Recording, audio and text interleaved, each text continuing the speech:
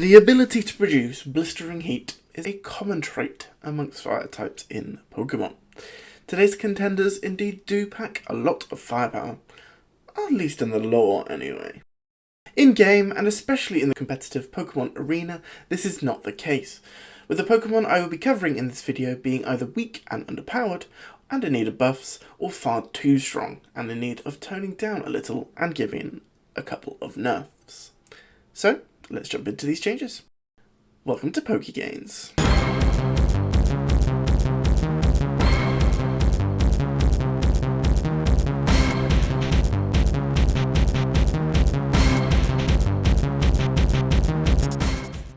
You may remember that in my previous video on Pokégains I actually covered a more general change to Grass-type Pokemon in the Flower Power video.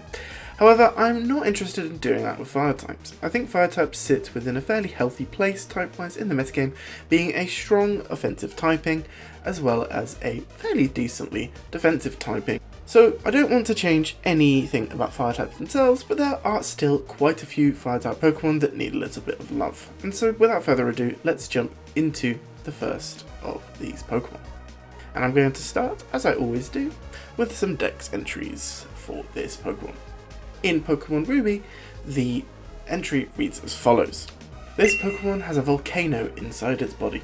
Magma of 18,000 degrees Fahrenheit courses through its body. Occasionally, the humps on this Pokemon's back erupt, spewing the superheated magma. And in Pokemon Sapphire, the entry for this Pokemon reads as follows. The humps on this Pokemon's back are formed by a transformation of its bones. They sometimes blast out molten magma. This Pokemon apparently erupts often when it is enraged. This Pokemon that I'm referring to is of course the Pokemon Camerupt. Camerupt is a fire and ground type Pokemon from Gen 3 and the evolution of the Pokemon Numel. It is also the signature Pokemon of Team Magma admin Maxi and is also therefore a counterpart to Sharpedo, which is a signature Pokemon of Archie of Team Aqua instead.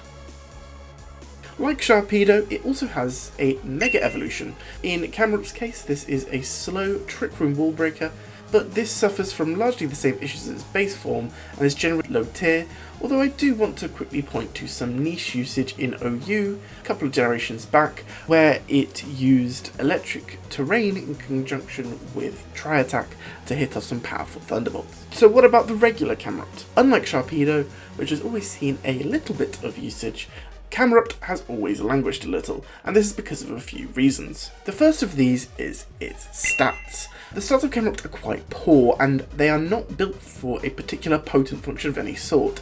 It is both slow and quite frail, with fairly good attacking stats, but that's about all it has going for it. It feels like its role should be in the sort of slow, bulky tank region, but it doesn't really work as current with its stats. This is actually combined with its typing being a bit of a problem for it defensively. With Fire Ground being Camerupt's typing, it is quad weak to water, and that means that it is extremely easy to take out Camerupt, as water typing is going to be quite common on most teams. So I think we need to look potentially at bolstering up these defenses in some way. This is further compounded by its abilities not really helping it to achieve any particular function. Magma Armor, Solid Rock and Anger Point are its abilities, and none of them help with it being this slow, bulky tank, which, unlike Sharpedo, which does have Speed Boost as its hidden ability, allowing it to make up for that extreme frailty which Sharpedo has, and sort of perform the glass cannon function that it is clearly designed for. Finally, Camerupt's moveset is functional, but I think it is a little bit underwhelming personally, and so it doesn't really either help or harm it, so we could give it a little bit of love in this region as well. Therefore, we are going to go down the path of committing Camerupt to being a versatile tank Pokemon with decent bulk and offenses but very low speed, allowing players to pick from more defensive wall sets alongside wall breaker sets and also a bulky setup sweeper set. So how do we do this? The first thing we are going to do to address Camerupt's issues, and therefore my first suggestion for the Camerupt section of this video, is to fix its bulk. Camerupt is a camel, and it just feels to me like it should have a healthy stack of HP to its name, but it doesn't. It sits instead at a paltry base 70. It's not very much in terms of resisting hits. Therefore, we will be slightly buffing the HP stat of Camerupt to 110. This puts it somewhat in line with similar defensive stats to Amoonguss, although it's slightly lower than Amoonguss, as Amoonguss is 114 HP, which is typically fairly good for defensive Pokemon. We don't want to overdo the bulk, just make it functional at its job. We're also not going to increase the defenses, as with 110 it should sit at roughly the right amount of defenses. The second change we are going to give to Camerupt is going to be in fixing its abilities. The pre-evolution of Camerupt Numel has completely different abilities to Camerupt, which I think is a bit odd, and it just doesn't feel right. I think with a evolutionary line you want to have some sort of a through line in terms of the abilities, with one or two changing and being similar, but overall the abilities should be fairly consistent in my opinion. Additionally, given that Numel actually has some fairly useful and interesting abilities, I think it would be quite sensible to give these to Camerupt in some way. So we're going to homogenize the two sets of abilities to be more neat and to flow into each other better. First, we are going to make Camerupt's primary ability Oblivious, much like Numel. This will give it a small niche of being unable to be intimidated, taunted, and therefore allow those defensive sets to get Stealth Rocks up, to set Toxic, and recover unimpeded. Secondly, we are going to keep Numel's second ability simple and give this to Camerupt as well. This is what's going to enable those bulky setup sweeper sets I was discussing earlier, and it will give an interesting niche as one of the few simple uses in the game, with the only other ones that I'm aware of being Bibarel, Swoobat, and Numel itself, as well as the pre-evolutions of Bibarel and Swoobat. Finally, we are going to make Numel's hidden ability Magma Armor, just to keep this in the line, replacing Own Tempo, which Numel wasn't really using in Little Cup anyway, and we are going to move Solid Rock to be Camerupt's hidden ability. This isn't going to sit as it is, however, as it is my opinion that Solid Rock is a extremely bad and underwhelming ability that doesn't really do much to help the defensive nature of Camerupt at all, or any other Pokemon that has Solid Rock for that matter. We are actually going to therefore be buffing Solid Rock so that it works like Thick Fat, halving damage from water type and ice type moves.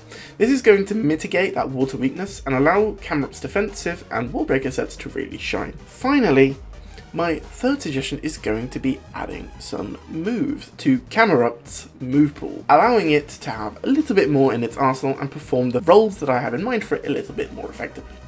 The main one of these, and the first one, is going to be Slack Off. This fits Camerupt very well, gives it that reliable recovery that will really make those defensive sets possible. We are also going to be giving it Calm Mind. This will therefore be able to be used alongside Curse to make it finally be able to use both those physical and special simple sets quite well, with Calm Mind and Simple being able to give it a +2 in special attack and special defense immediately, and Curse being able to do the same on the attacking side. Finally, we are going to give it one extra move, and that is actually a move of my invention. This is going to be called Magma Hurl, and is an 80 base power special rock move with a chance to burn. This move is primarily here for Mega Camerupt, giving it a special rock-type Sheer Force boosted move, but it also has some usability for defensive sets, allowing it to be able to throw out burns with another move in addition to the Lava Plume and Scorching Sands that Camerupt already has. And those are my changes for Camerupt. Let's now move on to the second Fire-type Pokemon that we're going to be discussing in this video. This Pokemon hails from Generation 4, and its dex entries read as follows. In Pokemon Diamond, it blasts fireballs of over 3,600 degrees Fahrenheit from the ends of its arms. It lives in volcanic craters. Whilst in Pearl, it reads as follows. When launching 3,600 degrees Fahrenheit fireballs, its body takes on a whitish hue from the intense heat. This Pokemon is, of course, Magmortar. Magmortar, as mentioned, is a Generation 4 Pokemon, debuting in Diamond, Pearl and Platinum, and is the final evolution of the Magby line, evolving from Magmar in the middle. It is a solo Fire-type Pokemon and is the counterpart of Electivire, with both lines being very similar in multiple ways. Competitively, Magmortar's main strength is a powerful special attack stat of 125, which at the time of its release was respectable, which is combined with its access to Thunderbolt being one of only 5 fire types to learn the move, and I think that's really interesting and one of its strengths.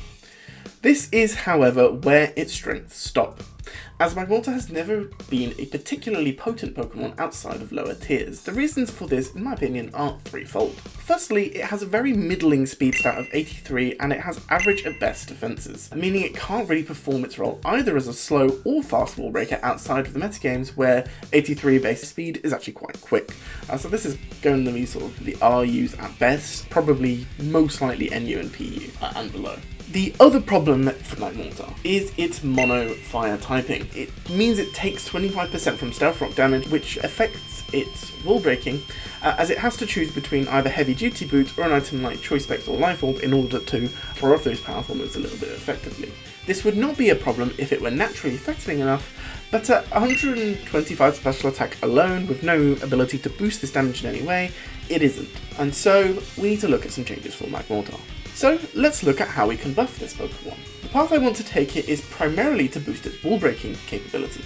As I will mention, I do also have something to give Magmortar, which will allow it a fun sweeper set as well. So let's jump into the suggestions, the first of which is going to be in the stats department. Magmortar has two problems here. It's both too slow and it's too frail. What's particularly confusing about the speed is that Magmar has base 93 speed, which would be perfectly respectable, but rather than keeping this, Magmortar instead inexplicably loses 10 speed upon evolution, becoming 83 base speed instead. So my first suggestion is simple. It's going to be to make Magmortar base 93 speed and allow it to keep Magmar speed. Alongside this, we're also going to buff Magmortar's bulk a little. 67 defense is far too low for a Pokemon that even at base 93 will often need to take a hit or two, especially when it has base 75 HP, so I'd like to raise this defense a little by 20 points. Therefore, the final base stats are going to be as follows. It's going to have an HP of 75, an attack of 95, a defense of 87, a special attack of 125, special defense of 95, and a speed of 93. The next change that I'm going to make to Magmortar is in its abilities. Magmortar has Flame Body and Vital Spirit as abilities. Flame Body is fine, and I do not necessarily want to remove this, but Vital Spirit does not particularly feel appealing to me on such a Pokemon, neither does it feel essential to the Pokemon's theming, so I'm going to change this ability to one of my inventions.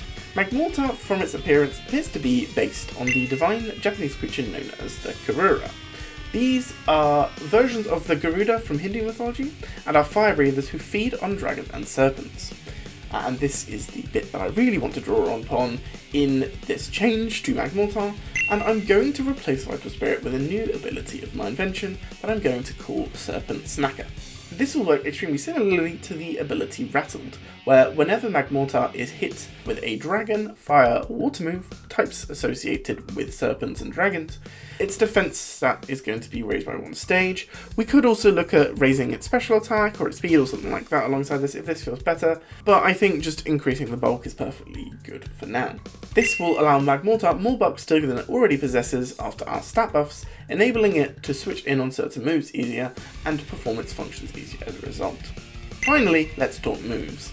A few coverage moves would be nice on Magmortar. It being one of the few fire types to have electric coverage, as I previously mentioned, leads me to believe that Volt Switch would be a particularly fun move to give Magmortar, allowing it to pivot, a key function of many wall breakers. Additionally, Magmortar has a few ground type options, but it does not have Earth Power, which I think would be quite neat to give it. Finally, I also want to give it Armarouge's signature move of Armor Cannon, as this feels not only very fitting given Magmortar's design, but it would also just be nice for it in general as a strong stab option. The last thing I also want to give Magmortar in the move section is a move of my invention. Magmortar has the interesting feature of being able to learn Belly Drum, and with 95 base attack, it can use it fine, but it isn't its primary attacking stat. So with this in mind, I want to introduce Intense Focus, a psychic type special attack equivalent of Belly Drum. This would really help to give Magmortar a niche as a decently fast special sweeper. In combination with Substitute and a Salac Berry, this is a potentially potent option for it, while still being revenge killable where needed by options such as Scarf Urshifu or other decently fast water types. And those are my changes for Magmortar. Let's finally then move on to the last of the Pokemon I'm going to be suggesting buffs for in this video. And this Pokemon is a Generation 1 Pokemon. Its Dex entries read as follows. In Pokemon Red, it has 9 long tails and fur that gleams gold. It is said to live. for 1,000 years. Whilst in blue, it reads as follows. Very smart and vengeful. Grabbing one of its many tails could result in a 1,000-year curse. I am, of course, referring to the Pokemon Ninetales. Ninetales is a Fire-type Pokemon from Generation 1, a solo Fire-type Pokemon, and it is the evolution of Vulpix.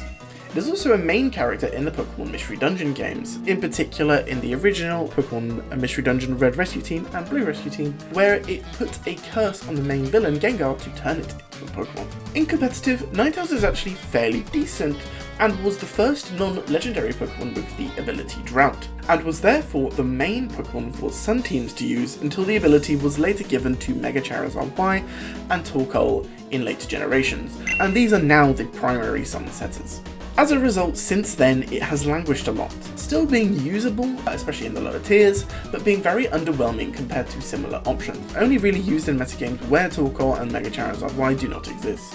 It did receive a Alolan form in Sun and Moon, which is an Ice and Fairy type with Snow Warning. Alolan Ninetales is actually the premier snow setter in more modern metagames, and is the main Pokemon that is used for that playstyle. So I think it's worth comparing the two in this section to figure out what Alolan Ninetales does so well that Ninetales maybe doesn't. And as a result, my path for buffing Cantonian Ninetales, the original Ninetales, is actually to bear in mind Alolan Ninetales as a result and what makes it good, so we can bring Cantonian Ninetales in as a viable alternative to Torkoal as a Sun setter. The first and most important change in my opinion is the stats. Alolan Ninetales functions well because despite its frailty, it has 109 base speed, a pretty good benchmark that beats a lot of the important Pokemon in the game, where Cantonian Ninetales sits at the far less impressive 100. I therefore want to buff Ninetales' speed to 109 to bring it in line with its Alolan form. For the sake of neatness, we will then give 1 extra point to its attack stat, making that 77, and therefore keeps it retaining an overall base stat total which has a multiple of 5, having 515 base stat total as opposed to 505. We're also then going to be buffing Alolan Ninetales, which has the same BST but drops its attacking stat to achieve this, into having the exact same layout as Cantonian Ninetales will now have. This will mean that Ninetales will be able to outspeed quite a lot of things in the game, allowing it to fill that decently fast but very frail option, which I think is going to be the key place to differentiate from Torkoal, which is the more bulkier version of the same thing. The next change is actually going to be to the typing of the Pokemon. Alolan Ninetales, as mentioned, is 2 types, Ice and Fairy, whilst Cantonian Ninetales is a mono Fire-type Pokemon. I think the second type of Alolan Ninetales actually helps it out a lot, adding more resistances and an additional same type attacking bonus type, so I want to do the same for Ninetales. Lore-wise, Fire Ghost works well due to it giving out curses, but so does Fire Psychic, and I think both options could work well. Fire Ghost being notable for giving Ninetales an immunity similar to its Alolan counterpart. I am, however, going to choose Fire Psychic instead, as I personally find it more thematic and appropriate given the moves I want to give Ninetales, and additionally, we already have quite a lot of Fire Ghost types, and also we're not bereft of Fire Psychics, we do have slightly less of those. Speaking of those additional moves then, let's add them. To reflect Ninetales' new Psychic typing, I want to give it a couple of nice, decently powerful and useful Psychic moves. Psychic itself is a clear contender, which it doesn't currently have, it only has Extra Sentry and Psy Shock currently, but there are others I like as well. Given it is so associated with hot climates, I want to take the signature move of Espathra, which is also a hot climate Pokemon, Lumina Crush, and give it to Ninetales. This will give it a nice, potent psychic move to complement Alolan Ninetales' Freeze Dry that it can use. Secondly, given Ninetales' Pokédex entry of grabbing one of Ninetales' tails causing a horrible curse, let's give Cantonian Ninetales Mirror Coat to convey this idea of being hurt for hurting Ninetales. The other moves I want to give Ninetales are more supportive ones. Trick Room is a really fun idea, especially with its new Psychic type making it fitting, which will really help its VGC viability where Trick Room is potent, as well as set up some fun team composition options like running a Sun team with Trick Room to allow Pokemon like Alolan Marowak or our aforementioned Mega Camerupt to really shine. Another move I want to give Ninetales is Light Screen. Ninetales is one of those odd Pokemon that gets Reflect but not Light Screen, so let's simply amend that. Finally, I think a pivoting move would be fun to consider, especially as there's no sun setter that currently has a pivoting move. Pivoting moves are actually not too common amongst weather setters, with Pelipper being the only one that has one in Utel, but I do think that more pivoting weather setters would be quite good for the game, and would allow for an interesting decision to make when building a weather team, as you would have to consider whether you want the higher bulk and some of the more supportive moves that come with certain options, or if you want pivoting. I just think it makes an interesting interplay to consider. So let's therefore give Ninetales a pivoting move, but I don't think that Volt Switch, Flip Turn, or U-Turn are particularly potent for it, so instead I'm going to suggest the other pivoting move that exists of Parting Shot.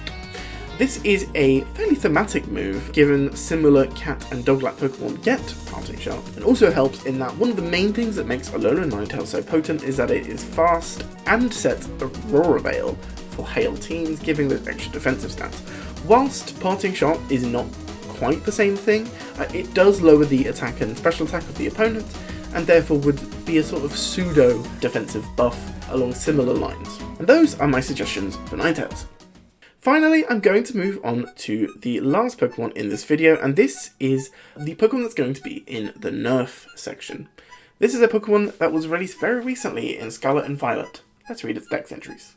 In Pokemon Scarlet, it controls flames burning at over 5,400 degrees Fahrenheit. It casually swims through the sea of lava it creates by melting rock and sand. Whilst in Violet, the envy accumulated within the curved beads that sparked multiple conflicts has clad itself in fire and to become a Pokemon. This Pokemon is of course the Pokemon Chi-Yu. Chi-Yu is the newest entry in the game in this video, and likely the Pokemon with the highest Pokédex number that we'll cover in this series, with its Dex number being 1004. It was introduced in Scarlet and Violet, as previously mentioned. This Fire Dark type is a member of the Ruinous Quartet, a group of legendaries focused around cursed items. In Chi-Yu's case, this being the beads that it has over its eyes. Chi-Yu is an incredibly potent Pokemon, so potent in fact that it has recently been banned from both the National Dex metagame as well as, even more recently, the OU metagame as well. So, this Pokemon is clearly a problem balance-wise, which I think is a shame, as its design and lore are cool, and even though its contemporary Chien-Pao may also soon be in line for a ban, not having all 4 Pokemon from the quartet be usable in the main singles metagame is in my opinion something we should be trying to avoid. So why is Chi-Yu regarded as so powerful? To answer this, let's take a look at the council reasoning for banning Chi-Yu.